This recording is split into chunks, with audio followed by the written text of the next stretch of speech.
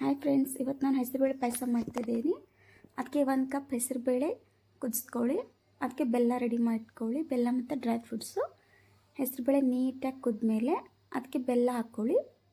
ಬೆಲ್ಲ ಹಾಕ್ಕೊಂಡಾದ್ಮೇಲೆ ಒಂದು ಬಾಳಿಗೆಗೆ ತುಪ್ಪ ಹಾಕ್ಕೊಳ್ಳಿ. ತುಪ್ಪ ಹಾಕ್ಕೊಂಡು ಎಲ್ಲ ಡ್ರೈ ಫ್ರೂಟ್ಸ್ನ ನೀಟಾಗಿ ಫ್ರೈ ಮಾಡ್ಕೊಳ್ಳಿ. ಗೋಡಂಬಿ, ದ್ರಾಕ್ಷಿ, ಬಾದಾಮಿ ಹಾಕ್ಕೊಂಡು ನೀಟಾಗಿ ಫ್ರೈ ಮಾಡ್ಕೊಳ್ಳಿ. ಅದಕ್ಕೆ ಬೇಕಾದ್ರೆ ಕೊಬ್ಬರಿ ತುರಿ ಹಾಕ್ಕೋಬೋದು ಅಥವಾ ಕಸಕಸೆನೂ ಹಾಕ್ಕೋಬೋದು. ಮತ್ತು ಒಂದೆರಡು ಏಲಕ್ಕಿ ಸೇರಿಸ್ಕೊಳ್ಳಿ.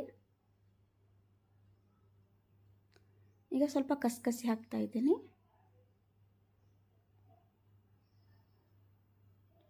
ಇವೆಲ್ಲ ಡ್ರೈ ಫ್ರೂಟ್ಸ್ ಫ್ರೈ ಆದಮೇಲೆ ಸೈಡಲ್ಲಿ ಎತ್ತಿಟ್ಕೋಬೇಕು.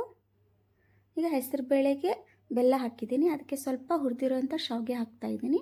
ಅದು ತೆಳುವಾಗಿರೋ ಶಾವಿಗೆನ ಯೂಸ್ ಮಾಡ್ತಾಯಿದ್ದೀನಿ, ಅಂದರೆ ಪಾಯಸ ಚೆನ್ನಾಗಿ ಬರುತ್ತೆ. ಅದಕ್ಕೆ ಹುರಿದಿರೋ ಡ್ರೈ ಫ್ರೂಟ್ಸ್ನ ಆ್ಯಡ್ ಮಾಡ್ಕೊಳ್ಳಿ.